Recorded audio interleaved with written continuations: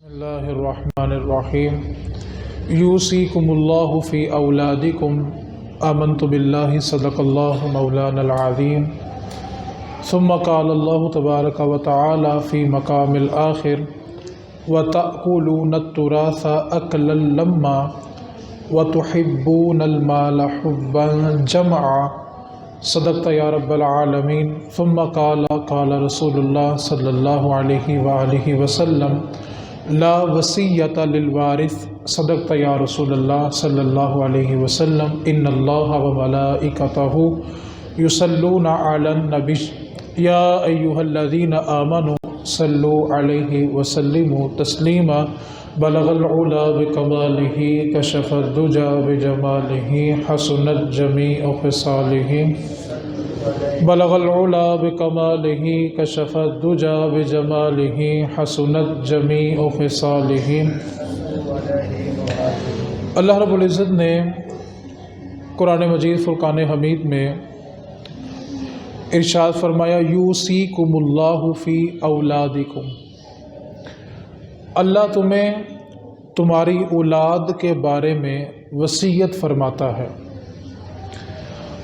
اور دوسرے مقام پہ خالق کائنات نے ارشاد فرمایا وَتَأْكُلُونَ التُّرَاثَ أَكْلًا لَمًّا، اور تم وراثت کا مال سمیٹ کر کھا جاتے ہو۔ وَتُحِبُّونَ الْمَالَ حُبًّا جَمْعًا، اور تم مال کی محبت میں پوری طرح گرفتار ہو چکے ہو۔ دوسری آیت مقدسہ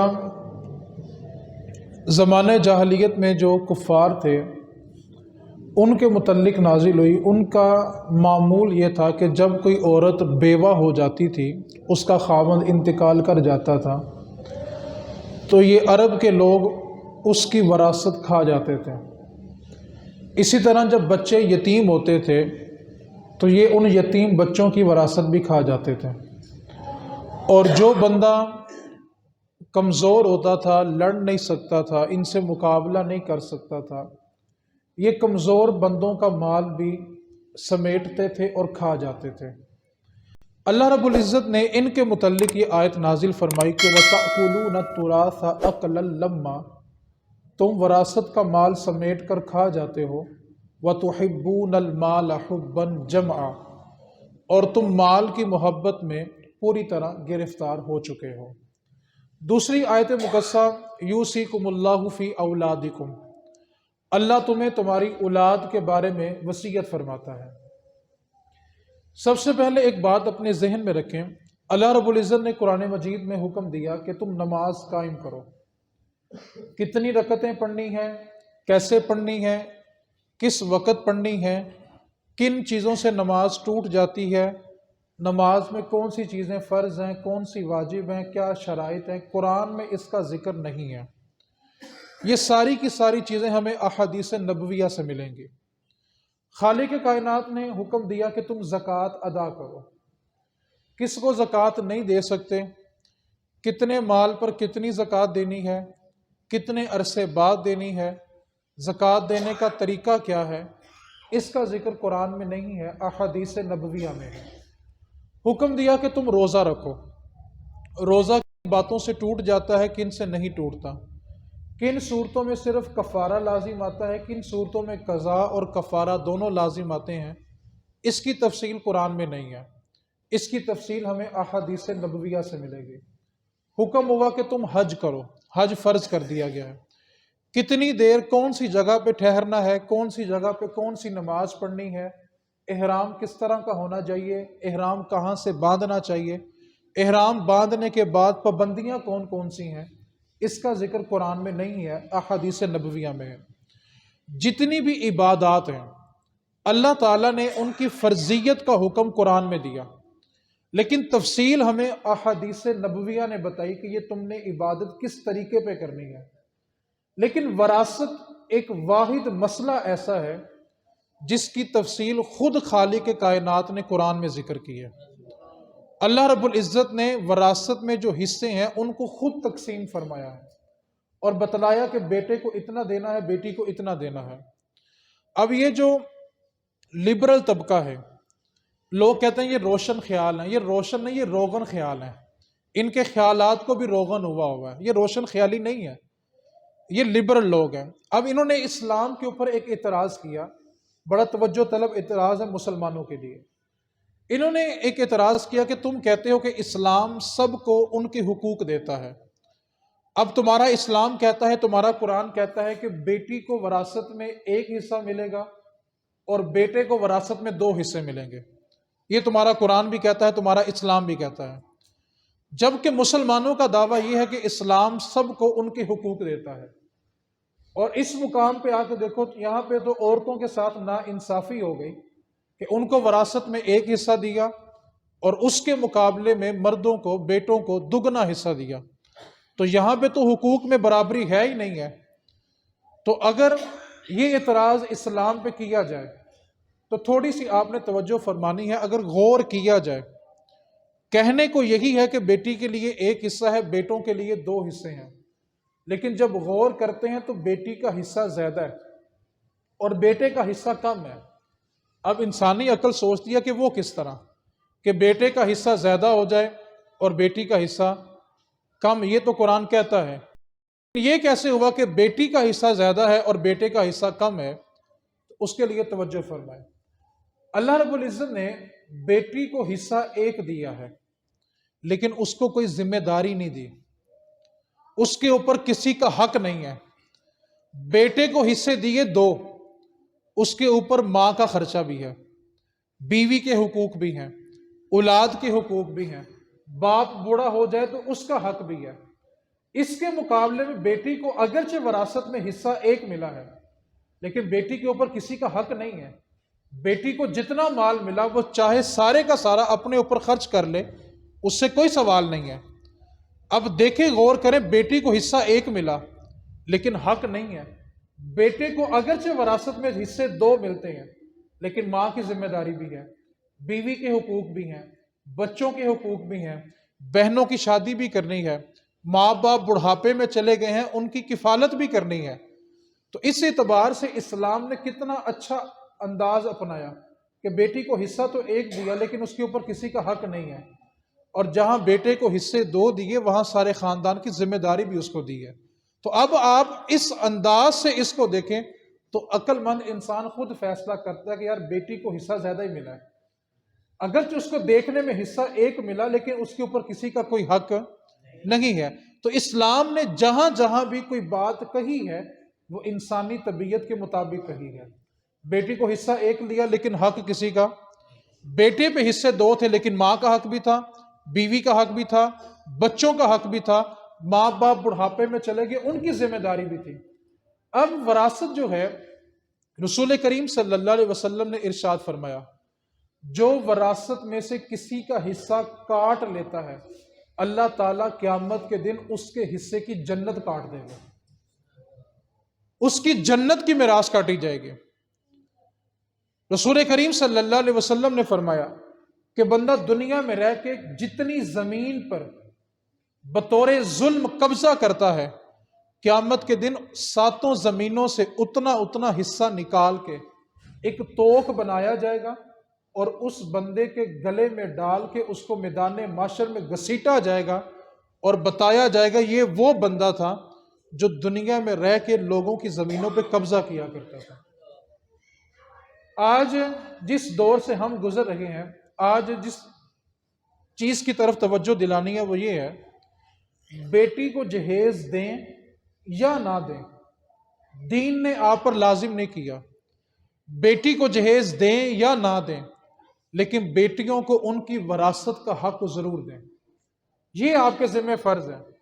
لیکن جس طرف ہم چل پڑے، بیٹی کی شادی کرتے ہیں نا تو اس کو 10-12 لاکھ روپے کا جہیز بنا کے دیتے ہیں، شادی پہ خرچہ بھی کرتے ہیں، زیور بھی بنا کے دیتے ہیں، جبکہ یہ ساری کی ساری چیزیں دین نے ہم پہ لازم نہیں کی، ہم نے اپنی خوشی کے ساتھ یہ سارے کام کیے۔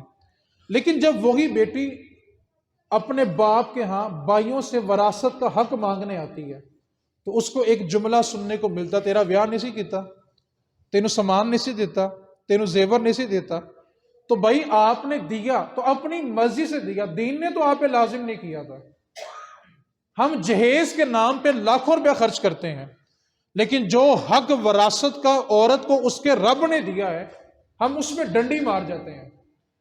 ایک وقت ہوتا ہے کہ بھائی ہوتا ہے نا، بھائی، اس کے بھائی کو، سگے بھائی کو کوئی کچھ کہہ دے نا تو وہ گھر سے باہر نکلتا ہے اور ایک جملہ بولتا ہے، کوئی میرے پر آنو ہاتھے لا کے بہاوے۔ یہ ایک دور ہوتا ہے، پھر ایک دور وہی آتا ہے کہ وہی بھائی ہوتا ہے، وہی سب کچھ ہوتا ہے، لیکن وہ سگے بھائی کا گلا اس لیے کاٹ دیتا ہے کہ اس کو میں نے پلاٹ نہیں دینا۔ اللہ رب العزت نے قرآن مجید میں اس کی طرف اشارہ فرمایا، حل من مزید، ہر بندہ چاہتا ہے کہ مجھے اور مل جائے، اور مل جائے، انسان اور کی تلاش میں بھٹکتا رہتا ہے۔ ایک بات کو یاد رکھیں، مال کی محبت فتنہ ہے۔ جو بندے اس محبت سے اپنے آپ کو نکال لیتے ہیں ان کی زندگی پرسکون ہوتی ہے۔ آج ہر بندہ مال کی دوڑ میں لگا ہوا ہے، آپ نے توجہ فرمانی ہے۔ ایک بابا جی تھے، وہ ہر نماز کے بعد نہ دعا کرتے تھے، اللہ تعالیٰ تاجر کی دونوں بیویوں پہ رحم کرے۔ ہر نماز کے بعد دعا مانگنی، اللہ تعالیٰ تاجر کی دونوں بیویوں پہ رحم کرے۔ تو ایک دن لوگوں نے پوچھا، بابا جی آپ ہر فرض نماز کے بعد یہ دعا مانگتے ہیں کہ اللہ تاجر کی دونوں بیویوں پہ رحم کرے، دونوں کی بخشش کرے، یہ ماجرا کیا ہے؟ تو بابا جی بتانے لگے کہ ایک تاجر تھا جو تجارت کرنے کے لیے ملک شام جایا کرتا تھا۔ اس کی بیوی تھی ایک، لیکن اللہ نے اس کو اولاد نہیں دی تھی۔ وہ تجارت کرنے جاتا اور کئی کئی دن ملک شام میں اس کو ٹھہرنا پڑتا تھا، اور وہ تجارت کر کے پھر واپس آتا تھا۔ وقت بیتتا گیا، کاروبار اس کا بڑا وسیع تھا، اور جب وقت بیتتا گیا اس کو ملک شام میں کچھ زیادہ عرصہ ٹھہرنا پڑا، تو اس نے ایک شادی ملک شام میں کر لی۔ اب وہ جب ملک شام جاتا تو وقت زیادہ گزارنا شروع کر دیا اس نے، اور جب تجارت کر کے ملک شام سے واپس آتا تو اس کے آنے کا وہ انداز نہ ہوتا جو پہلے ہوتا تھا۔ اور بیوی سے بڑا جاسوس کون ہوتا ہے؟ اس کو تو 2 ہفتے پہلے خبر ہوتی کچھ ہونے والا ہے۔ جتنی جاسوسی بیوی کی ہوتی ہے اتنی کسی انٹیلیجنس کمپنی کی بھی، اس کو پتہ ہوتا ہے کہ کوئی نہ کوئی کام پڑنے والا ہے۔ اب بیوی نے یہ معاملہ پرکھا کہ یہ کیا چکر ہے کہ یہ اب دیر بھی زیادہ لگاتا ہے، اور جب واپس پلٹتا ہے تو اس کے چہرے کی وہ رونق بھی نہیں ہوتی جتنی خوشی سے پہلے آیا کرتا تھا۔ اس عورت نے نا ایک بابے کو بلایا جو ضعیف العمر تھا، لیکن تھا امانت دار، سچا بندہ، مخلص بندہ تھا۔ اس کو بلایا اور اس نے کہا کہ اب یہ ملک شام جائے نا تو تو نے اس کا پیچھا کرنا ہے اور دیکھنا ہے کہ یہ اتنا عرصہ ملک شام میں کرتا کیا ہے۔ اس کچھ کرایہ بھی دیا، پیسے بھی دیا۔ اب جب ملک شام روانہ ہوا نا وہ تاجر، تو بابا جی اس کے پیچھے پیچھے ملک شام گئے، تو جا کے دیکھا کہ اس نے دوسری شادی کی ہوئی ہے، اور وہاں پہ اس عورت کو گھر بھی لے کے دیا ہوا ہے۔ یہ ساری صورتحال کو بام کرنا واپس آیا، آ کے کہنے لگا کہ وہ تاخیر اس لیے کرتا ہے کہ اس نے 2 سال ہو گئے ملک شام میں شادی کر لی ہوئی ہے، اور اس نے اس عورت کو گھر بھی بنا کے دیا ہوا ہے، لیکن کمال قدرت یہ ہے کہ اگر اولاد تجھ سے نہیں نہ ہوئی تو اولاد اس سے بھی کوئی نہیں ہوئی، نہ تیری اولاد ہے نہ اس کی اولاد ہے۔ اب بیوی نے سب کچھ سن لیا، سمجھ لیا، اب اس نے انتظار کیا کہ شوہر آئے گا تو طریقے سے بات کروں گی۔ جب شوہر واپس آیا تو وہ بیمار تھا اور بیوی سمجھدار تھی، اس نے کہا جب صحت یاب ہوگا پھر بات کر لوں گی۔ لیکن آج کل یہ والی نسل دنیا میں نہیں پائی جاتی جو مرد کے حالات دیکھ کے اس سے بات کرے۔ اگر عورت چاہتی ہے کہ اس کا مرد ہمیشہ اس کی بات کو ترجیح دے، اس کا ایک طریقہ ہوتا ہے، جب بھی مرد گھر میں داخل ہو تو کبھی بھی عورت بات کرنے میں پہل نہ کرے، انتظار کرے کہ بندہ کس موڈ سے بولتا ہے، اس کے موڈ کے مطابق بات کرے۔ ہو سکتا ہے کہ بندہ باہر بہت خوشی سے آیا ہو، لیکن گھر میں اس نے کوئی سڑی ہوئی بات کر دی کہ آج گھر میں یہ ہوا، تو اس کا سارا موڈ کیا ہو جائے گا؟ خراب، اور اس کے دل میں نفرت بیٹھے گی۔ اور اگر بندہ باہر سے بڑے غصے میں آیا ہو اور عورت اپنی خوشی کا اظہار کرے تو پھر بھی مرد کے دل میں نفرت رہے گی۔ کیوں؟ کہ وہ کہے گا میں اتنا پریشان ہوں اور اس کو اپنی خوشیوں کی پڑی ہوئی ہے۔ اس لیے گھر کا ماحول بہتر کرنے کا ایک کلیہ یہ ہوتا ہے کہ کبھی بھی عورت کلام کرنے میں پہل نہ کرے، ہمیشہ مرد کے بولنے کا انتظار کرے۔ اب وہ تاجر واپس آیا تو بیمار تھا، اس نے انتظار کیا کہ یہ صحت یاب ہوگا تو پھر اس کو پوچھوں گی کہ اگر تو نے شادی کر لی تھی تو مجھے بتا دیتا۔ قدرت کا قانون ایسا کہ وہ تاجر انتقال کر گیا اور بیوی نے اس سے نہیں پوچھا، راز رہ گیا۔ اب جب وہ عورت پہلی بیوی عدت سے فارغ ہوئی تو اس نے کیا کیا کہ جب تاجر مڑا تو اشرفیوں کی 4 بوریاں بچی اس کی وراثت میں، اور پورے شہر میں کوئی نہیں جانتا تھا کہ اس کی اتنی وراثت بنی ہوگی۔ اس نے کیا کیا، 2 بوریاں اونٹ پہ رکھی، خود بیٹھی اور اس بزرگ کو ساتھ لیا جو جاسوسی کرنے گیا تھا کہ میں نے ملک شام جانا ہے۔ ملک شام گئی، جا کے اس خاتون سے ملی اور کہنے لگی کہ میں جانتی تھی کہ میرے شوہر نے تجھ سے دوسری شادی کی ہوئی ہے، لیکن میں اس کو بتا نہیں سکی، نہ پوچھ سکی کہ اس کا انتقال ہو گیا، لہٰذا اس کی وراثت میں یہ 4 بوریاں اشرفیوں کے تھی، 2 میں تجھے دینے کے لیے خود آ گئی ہوں، یہ 2 تیرا حق بنتا ہے۔ اس اور دوسری بیوی نے کہا اگر تو خدا سے ڈرتی ہے تو میں بھی خدا سے ڈرتی ہوں، یہ 2 بوریاں میری نہیں، یہ 4 کی 4 تیری ہیں۔ کیوں کہ جب وہ آخری بار یہاں سے گیا تھا نا تو بیمار تھا، اور طبیب نے اس کو بتا دیا تھا کہ تیری زندگی بہت تھوڑی رہ گئی ہے۔ وہ مجھے گھر بھی بنا کے دے گیا، مجھے خرچہ بھی دے گیا، میرے ماں باپ غریب تھے ان کو بھی خرچہ دے کے گیا، اور جاتے وقت مجھے طلاق بھی دے گیا تھا، اور کہہ کے گیا تھا کہ میں نے پہلی بیوی کو نہیں بتایا ہوگا، اس بار جاؤں گا تو جا کے بتاؤں گا کہ میں نے دوسری شادی کی تھی، گھر بنا کے دیا تھا، اس کو خرچ دے کے آیا ہوں اور طلاق بھی دے کے آیا ہوں۔ تو دوسری بیوی نے کہا کہ جب اس نے مجھے طلاق دے دی ہے تو یہ 2 اشرفیوں کی تھیلی میری نہیں، یہ بھی تیری ہے۔ آج اس واقعے کے بعد ہم ایک طرف تھوڑی سی توجہ کریں، ہمیں پتہ چل جائے کہ یہ اوپر والا لاکھ جو ہے یہ بہن بھائی کا بنتا ہے تو کیا کچھ ذہن سے گزرتا ہے، بتانے کی حاجت بھی نہیں ہے۔ امام اعظم ابو حنیفہ رحمۃ اللہ علیہ کے پاس نا ایک بڑا عجیب و غریب مسئلہ آیا، توجہ کریں گے تو بات سمجھ آئے گی۔ امام صاحب کی بارگاہ میں نے ایک مسئلہ آیا کہ مسئلہ یہ تھا کہ ایک بندے کا آخری وقت تھا، اس نے اپنا سارا مال ایک گٹھری میں باندھا، ساتھ اپنا وصیت نامہ ڈالا اور اپنے ایک دوست کو بلایا اور کہا کہ یہ میرا سارا مال ہے، اس کے اندر ایک وصیت نامہ ہے، یہ میرا ایک ہی بیٹا ہے جو بھی چھوٹا ہے، وہ اس مال کو سنبھال نہیں سکتا، جب یہ بڑا ہو جائے اچھے اور برے کی تمیز کرنے لگے تو اس وصیت کو کھول کے پڑھنا، جو اس پہ لکھا ہوگا اس پہ عمل کر لینا۔ اس نے مال سنبھال لیا، وقت بیتتا گیا، اس کا بیٹا جوان ہوا تو اس دوست نے گٹھری کھولی اور وصیت نامہ نکالا اور مال بھی نکالا، سونا چاندی جوہرات بھی تھے۔ وصیت نامہ بڑی توجہ سے سننا ہے، ایک ایک لفظ میں توجہ ہے اور اسی لفظ کے اندر اس کا جواب ہے۔ وصیت یہ تھی کہ جتنا تیرا دل چاہے، کیا لفظ ہے؟ جتنا تیرا دل چاہے اتنا بیٹے کو دے دینا، باقی تم رکھ لینا۔ کیا لفظ تھے؟ جتنا تیرا دل چاہے اتنا بیٹے کو دینا، باقی تم رکھ لینا۔ اب اس نے کیا کیا کہ سارا مال اپنے آگے کیا، تھوڑا سا نکالا اور اس کے بیٹے کو دے دیا اور کہا دیکھو وصیت میں یہی لکھا ہوا جتنا تمہارا دل چاہے اتنا بیٹے کو دے دینا، باقی تم رکھ لینا۔ جتنا میرا دل چاہا میں نے بیٹے کو دے دیا، باقی مال میرا ہو گیا۔ اب لوگوں نے کہا کہ یتیم پہ ظلم ہو گیا۔ یہ مسئلہ چلتا چلتا امام اعظم کی بارگاہ میں آیا، آپ نے فرمایا کہ وصیت نامہ بھی لے کے آؤ، مال بھی لے کے آؤ، بچے کو بھی لے کے آؤ، اور جس کے پاس مال تھا اس کو بھی لے کے آؤ۔ اب بچہ بھی آ گیا، بندہ بھی آ گیا، مال بھی آ گیا، وصیت نامہ بھی آ گیا۔ امام صاحب نے کہا دوبارہ پڑھ وصیت کیا تھی؟ اس نے پڑھا کہ وصیت نامہ یہ ہے کہ جتنا تیرا دل چاہے اتنا بچے کو دے دینا، باقی تم رکھ لینا۔ لہٰذا جتنا میرا دل چاہا میں نے بچے کو دے دیا، باقی میں نے خود رکھ لیا۔ فرمایا وصیت پھر پڑھ۔ آپ نے فرمایا غور کر، لکھا ہوا تھا جتنا تیرا دل چاہے، جتنا تیرا دل چاہے اتنا بچے کو دینا ہے۔ تو جتنا تیرا دل چاہا تو نے اپنے پاس رکھا، وہ بچے کو دے۔ کیوں کہ وصیت کا لفظ یہی ہے، جتنا تیرا دل چاہے گا اتنا تو نے بچے کو دینا ہے، اور جو باقی بچے گا وہ تو نے اپنے پاس رکھنا ہے۔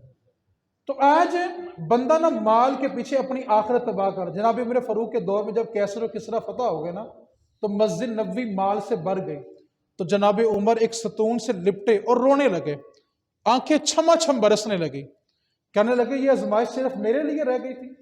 رسول کریم کا دور کتنا اچھا تھا، ایک وقت کھاتے تھے، ایک وقت بھوکے رہتے تھے۔ ابو بکر کا دور کتنا اچھا تھا، ایک وقت کی ملتی تھی، دوسرے وقت کی امید نہیں ہوتی تھی۔ یہ ساری آزمائش عمر کے لیے رہ گئی ہے۔ یہ مال ایک فتنہ ہے، لیکن ایک وقت ہوتا ہے، بائی بائی کے لیے جان دیتا ہے اور پھر ایک وقت آتا ہے کہ بھائی بھائی کی جان لیتا ہے، اور وجہ صرف یہ مال بنتا ہے، وجہ صرف یہ پلاٹ بنتا ہے۔ توجہ تو کر، کیا پلاٹ تیرے بھائی سے زیادہ عزیز تھا؟ کیا یہ مال تیرے بھائی سے زیادہ عزیز تھا؟ اب تو یہ صورتحال ہے کہ کورٹ میں 4 بھائیوں نے، سگے بھائیوں نے جا کے گواہی دے دی کہ یہ جو سامنے کھڑی ہے ہماری سگی بہن لگتی ہی نہیں ہے۔ اب تو صورتحال یہاں تک پہنچ گئی ہے کہ لوگ مال کے پیچھے اپنے رشتوں کا انکار کرنا شروع ہو گئے ہیں۔ خدا کے واسطے اس مال کے پیچھے خود کو تباہ نہ کیجیے گا۔ آج ذرا سی بات ہوتی ہے، کوئی ہمارے کان میں آ کے کوئی بات کہتا ہے تو ہم اس کی بات کو بڑی توجہ سے سنتے ہیں، کہتے ہیں یار اور بتاؤ اس نے اور کیا کہا تھا۔ میں قربان جاؤں رسول کریم کی تربیت پہ، دل چاہتا ہے کہ حضور کے قدموں پہ اس جملے پہ قربان ہو جائیں۔ حضور نے امت کی تربیت کی اور انتہا کر دی۔ امت کی تربیت کے لیے مجھے اپنی ذات کی بات کر رہا ہوں، احادیث میں اس سے بڑے لفظ نہیں ملے۔ آپ حدیث سنیے گا، وہ قلب انور، وہ قلب اطہر جس دل کے بارے میں کیا ہے کہ جبریل امین زمین پہ اترے، انگلی کے ساتھ حضور کا سینہ چاک کیا، حضور کا قلب اطہر نکالا اور اس کو زمزم سے دھویا، اور اللہ کی معرفت کے جتنے نور تھے سارے حضور کے دل میں بھر دیے۔ وہ دل، وہ حضور کا دل جس تک شیطان کی رسائی بھی نہیں ہے، جس تک شیطان کے وسوسے کی بھی رسائی نہیں ہے، اس کے باوجود اس دل اطہر کے بارے حضور نے کیا فرمایا؟ فرمایا سنو، لوگوں کی باتیں میرے تک نہ پہنچایا کرو، کچھ ہو بھی جائے تو میرے کانوں میں آ کے نہ بتایا کرو۔ میں قربان جاؤں ان لفظوں پہ، میرے نبی نے فرمایا صحابہ لوگوں کی باتیں میرے دلوں تک، کانوں تک نہ پہنچایا کرو۔ کیوں؟ کہ میں چاہتا ہوں جب میں تم سے ملوں تو سینہ کھول کے ملا کرو۔ اگر تم باتیں پہنچاؤ گے، یہ وہ دل ہے جہاں شیطان کے وسوسے کی رسائی بھی نہیں ہے، اس کے باوجود حضور نے فرمایا مجھے لوگوں کی باتیں نہ پہنچایا کرو۔ آج ہماری صورتحال کیا ہے؟ ہم کہتے ہیں اور کیا کہا تھا اس نے، ایک رشتہ دار ہے تو ہم کہتے ہیں اس نے اور کیا کہا تھا۔ مولانا رومی نے لکھا مکھی 2 قسم کی ہوتی ہے، ایک مکھی وہ ہوتی ہے جو ہمیشہ پھولوں پہ بیٹھتی ہے اور جب بھی اگلتی ہے شہد اگلتی ہے، اور ایک مکھی وہ ہوتی ہے جو ہمیشہ گند پہ بیٹھتی ہے، برائی تلاش کرتی ہے، گند تلاش کرتی ہے، اور جب بھی اگلتی ہے بیماریوں کو اگلتی ہے۔ آپ شہد کی مکھی بنیں، آپ کیوں غیبت سنتے ہیں؟ اس مال کی خاطر خدا کے واسطے اپنی نسلوں کو جوڑ لو۔ رسول کریم صلی اللہ علیہ وسلم کے غلام نعمان بن بشیر رضی اللہ تعالی عنہ، ان کے والد رسول کریم کی بارگاہ میں حاضر ہوئے اور آ کے عرض کیا کہ میں نے نعمان بن بشیر جو آپ کے غلام ہیں ان کو ایک گھوڑا تحفے میں دیا ہے، اور میری بیوی نے کہا تھا کہ جب تم تحفہ دو تو رسول کریم کو گواہ بنا لینا، تو میں آپ کو گواہ بنانے آیا ہوں کہ میں نے اپنے بیٹے نعمان کو تحفہ دیا ہے۔ تو رسول کریم نے فرمایا بتا تو نے دوسرے بیٹے کو دیا؟ کہنے لگے نہیں۔ فرمایا تم ظلم اور زیادتی پہ محمد کو گواہ بنانے آ گئے۔ اب یہ حدیث سنانے کے بعد جس طرف میں توجہ دلانا چاہتا ہوں، سب سے پہلی بات، جب بندے کا انتقال ہوتا ہے 4 چیزیں اس کے متعلق ہوتی ہیں۔ میں ان شارٹ بتا رہا ہوں، ٹائم تھوڑا بس آپ نے توجہ کرنی ہے۔ سب سے پہلے مرنے والے کے مال میں سے، جو بندہ مر گیا اس کے مال میں سے اس کا کفن اور دفن کیا جائے گا۔ یہ صرف کفن اور دفن ہے، اس میں روٹی نہیں ہے۔ یہ جو مرنے والے کے مال میں سے دیگیں پکائی جاتی ہیں، یہ یتیموں کا مال کھایا جا رہا ہے، اور اللہ قرآن میں فرماتا ہے یتیموں کا مال کھانے والے اپنے پیٹ میں جہنم کی آگ بھر رہے ہیں۔ ایک بھائی آگے لگتا ہے وہ سارے پیسے خرچ کر رہا ہوتا ہے، یہ بھائی کلنا اتنا خرچہ ہو گیا، چلیسے میں اتنا خرچہ ہو گیا۔ ایک یتیم، ایک بچے نے بھی، ایک بہن بھائی نے بھی اگر اجازت نہیں دی تھی، وہ کلوں کی اور وہ چلیسویں کی روٹی کھانا حرام ہے، کیونکہ وہ یتیم کا مال ہے، اور یتیم نے تو اجازت نہیں دی کہ میرا مال کھایا جائے۔ میت کے مال میں صرف اور صرف کفن اور دفن ہے۔ ہاں سارے بچے رضامند ہو جائیں کہ ہم سب پیسے ڈالتے ہیں، بعد میں ہمارے حصے سے کاٹ لینا، پھر کھانا پکا تو پھر جائز ہے۔ اور اگر ان بہن بھائیوں میں ایک نابالغ بہن بھائی ہے، وہ اجازت دے تو اجازت نہیں ہوگی، کیوں کہ نابالغ بندے کو تحفہ دینا جائز ہی نہیں ہے۔ لیکن یہاں پہ کیا ہے کہ مرنے والے کے مال سے 50,000 کا لنگر کلوں پہ، 50,000 کلوں پہ، اور 50,000 مرنے والے دن، ₹1,00,000 چیلم کے اوپر، آپ یہ باقی پیسے بانٹ لیتے ہیں۔ یہ یتیموں کا مال تھا، اور یتیم کا مال کھانے والا اپنے پیٹ میں جہنم کی آگ بھر رہا ہے۔ مرنے والے کے مال میں صرف اور صرف کفن اور دفن ہے، اس کے علاوہ اس کے مال سے کوئی کٹوتی نہیں کی جائے گی۔ کفن دفن کے بعد بندے کا قرضہ آتا ہے، کفن دفن مائنس کیا جائے گا، اس کے بعد باقی پیسوں میں سے قرضہ ادا کیا جائے گا جتنا اس کے ذمہ قرضہ ہے۔ قرضہ دینے کے بعد تیسرے نمبر پہ وصیت آتی ہے۔ کفن دفن کیا، قرضہ دیا، اگر پیسے بچ جائیں تو اس کی وصیت پوری کی جائے گی، اور وصیت صرف اور صرف 33% ہوتی ہے۔ یعنی ایک بندے نے 100 روپیہ چھوڑا اور اس نے کہا جی 50 روپے مسجد میں دے دینا، 50 تم بانٹ لینا، تو رسول کریم نے فرمایا 33% سے زیادہ وصیت پہ عمل نہیں کیا جائے گا۔ 100 میں سے 33 روپے مسجد میں دیے جائیں گے اور 67 روپے اس کی اولاد میں تقسیم کیے جائیں گے۔ وصیت 33% سے زیادہ جاری نہیں ہوتی۔ اور دوسری بات، وصیت وارث کے حق میں بھی قبول نہیں ہوتی۔ وصیت اس کے لیے ہوتی ہے جو پہلے سے وارث نہ بن رہا ہو۔ اب ایک اس کا بیٹا ہے، پہلے ہی وارث بن رہا ہے، بیٹی ہے وہ پہلے ہی وارث بن رہی ہے، بیوی ہے پہلے ہی وارث بن رہی ہے، اب بندہ کہ جی حصے بانٹ لینا اور ایک بیٹے کو ₹1,00,000 اضافی دے دینا، تو لا وصیت للوارث، رسول کریم نے فرمایا وارث کے لیے کوئی وصیت نہیں ہوتی۔ بندہ وصیت کر بھی دے اپنی اولاد کے لیے یا جو اس کا وارث بن رہا تھا، وارث کے حق میں وصیت قابل قبول نہیں ہے۔ وصیت اس کے متعلق قابل قبول ہوتی ہے جو پہلے سے بندے کا وارث نہ بن رہا ہو۔ بیٹے کے حق میں وصیت کرے گا تو قابل قبول نہیں ہے، اس کو اضافی مال نہیں دیا جائے گا۔ تو مرنے والے کے مال میں سب سے پہلے کیا ہوگا؟ پھر بولیں، صرف کفن دفن، اس میں روٹی نہیں ہے۔ نمبر 2 اس کا قرضہ، کفن دفن مائنس کیا، قرضہ مائنس کیا، اس کے بعد تیسرے نمبر پہ وصیت۔ کتنے فیصد؟ اس سے زیادہ وصیت عمل کرنا جائز ہے۔ یہ 3 چیزیں کرنے کے بعد جو پیسے بچتے ہیں وہ وراثت بنتی ہے۔ یہاں باپ ابھی پڑا ہوتا ہے، نہ کفن دفن ہوتا ہے، نہ باپ کا قرضہ ہوتا ہے، نہ وصیت ہوتی ہے، اور وراثت تقسیم کرنے کی پہلے پڑی ہوتی ہے۔ جب تک یہ 3 کام نہیں کیے جائیں گے اس کا مال وراثت بنے گا ہی نہیں۔ مال وراثت تب بنے گا جب کفن دفن بھی کر لیا جائے، اس کا قرض بھی دے دیا جائے، اس کی وصیت بھی پوری کر دی جائے، اس کے بعد جو مال بچتا ہے وہ بندے کی وراثت بنتی ہے۔ اور دوسری بات تھوڑی توجہ چاہتا ہوں، وراثت ہمیشہ مرنے کے بعد تقسیم ہوتی ہے، زندگی میں ہوتی نہیں ہے۔ وراثت کی تعریف کیا ہے؟ کہ مرنے کے بعد جو مال اس کے ورثاء کو ملتا ہے اس کو وراثت کہتے ہیں۔ زندگی میں جو بندہ تقسیم کرتا ہے وہ وراثت نہیں ہے، وہ ہبہ ہے، تحفہ ہے۔ اب وراثت میں تو یہ اصول ہے کہ بیٹی کو 1 حصہ اور بیٹے کو 2 حصے۔ اب یہ 1 اور 2 کیوں ہے میں نے شروع میں بتا دیا تھا، لیٹ آنے والے پہلے والوں سے پوچھ لینا، کیونکہ ہماری بھی تو طبیعت ہے نا، نماز ٹائم ہی جانا ہے، ٹھیک ہے؟ تو وراثت ہمیشہ کب تقسیم ہوتی ہے؟ مرنے کے۔ اب جو زندگی میں دیا وہ کیا تھا؟ اب نعمان بن بشیر کے والد کو حضور نے کیا کہا تھا؟ اگر ایک بیٹے کو دیا تو دوسرے کو بھی۔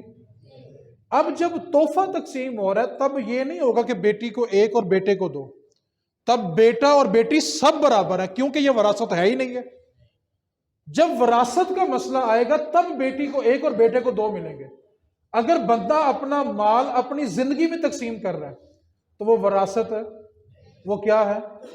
تحفہ۔ اور تحفے میں بیٹے اور بیٹیاں، تب 1/2 اور 2/4 نہیں آئے گا، تب برابر برابر تقسیم کیا جائے گا۔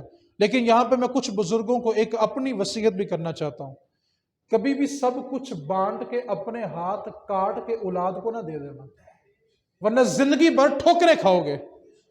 پھر بڑا بیٹا کہتا ہے جی چھوٹے سے زیادہ پیار ہے، اس کے گھر جاؤ، اور چھوٹا کہتا ہے میرے بچے بہت زیادہ ہیں، مجھ سے خرچے پورے نہیں ہوتے۔ آپ کی اولاد تنگ کر رہی ہے، ضرور دیں، برابر برابر سب بچوں کو دیں، لیکن اپنے لیے کچھ نہ کچھ بچا کے رکھنا، ورنہ زندگی بھر ٹھوکریں کھاتے رہیں گے۔ اب جو بندے نے، مثال کے طور پہ بندے کے 4 بچے تھے، کتنے بچے تھے؟ 100 روپیہ اس کے پاس تھا، اس نے 20 روپے سب بچوں کو زندگی میں برابر برابر، 20 روپے اس نے اپنے لیے رکھ لیے۔ اب بندے کے مرنے کے بعد جو اس نے خود اپنے پاس 20 رکھے تھے نا، وہ اس کی وراثت بنے گی۔ جو زندگی میں دیا وہ تحفہ ہے، وہ ہبہ ہے، وہ وراثت نہیں ہے۔ تب ساری اولاد کو برابر برابر دیا جائے، چاہے بیٹیوں میں ہو چاہے بیٹوں میں ہو۔ اور جو بندے نے اپنے لیے بچا کے رکھا تھا وہ اس کے مرنے کے بعد وراثت کہلائے گی، اور پھر وہ بیٹی کو 1 حصہ اور بیٹے کو 2 حصے دیے جائیں۔ آخری جملہ، بیٹیوں کو جہیز دیں یا نہ دیں، ان کو ان کی وراثت کا حق ضرور دیں۔ بہنیں اپنے دوپٹے اپنے بھائیوں کے قدموں میں لا کے رکھ دیتی ہیں کہ تین خدا دا واسطہ ہے، اور بھائی عدالت میں جا کے بعض اوقات بہن کے رشتے کا انکار بھی کر لیتا ہے۔ ایک بات کو یاد رکھیں، ایک بات کو یاد رکھیں، اس ٹکڑے پہ قبضہ کر کے تیرا گھر تو بن جائے گا لیکن تیری جنت نہیں بنے گی۔ بہنوں کو جہیز دیں یا نہ دیں، ان کو وراثت کا حق ضرور دیں۔ بہنوں کی وراثت کھا کے زندگی میں کبھی سکون نہیں ہوگا۔ ایک بات کو پلے باندھ لینا، بہن بھائی کی وراثت کھا کر ہم اپنے ہاتھوں سے اپنے بچوں کے نصیبوں کا بیڑا غرق کر لیتے ہیں، پھر اسی مال کی خاطر ہمارے بچے آپس میں گریبان پکڑ رہے ہوتے ہیں۔ پھر لوگ پوچھتے ہیں ابا جی نو خواب چ ویکھیا سی بڑے بیمار لگ رہے سن، امی نو خواب چ ویکھیا سی کپڑے بڑے میلے لگ رہے سن، کفن بڑا میلا سی، طبیعت بڑی عجیب لگ رہی سی۔ جب تم نے بہن بھائیوں کی وراثتیں کھائی ہوں گی تو تمہارے ماں باپ قبروں میں سکون میں نہیں ہوں گے۔ پھر لوگ پوچھتے ہیں جی میں کی سالے ثواب کراں کہ میرے ماں پیو دی قبر ٹھیک ہو جائے۔ میں بتاؤں سالے ثواب کیا ہے؟ اپنے بہن بھائیوں کا حق ان کو دے دو، یہ سب سے بڑا سالے ثواب ہے۔ آپ ان کا حق کھاؤ اور یہ خواہش کرو کہ ماں باپ سکون میں رہیں گے، ایسا نہیں ہوگا۔ اس واسطے بیٹی کو یا بہن کو جہیز دیں یا نہ دیں، ان کو ان کی وراثت کا حق ضرور دیں۔ یہ فیصلہ میرے اللہ کا ہے۔ یوصیکم اللہ فی اولادکم، اللہ تمہیں تمہاری اولاد کے بارے میں وصیت فرماتا ہے۔ اللہ کریم ہمیں قرآن سمجھ کر عمل کی توفیق عطا فرمائے۔ وما علینا الا البلاغ۔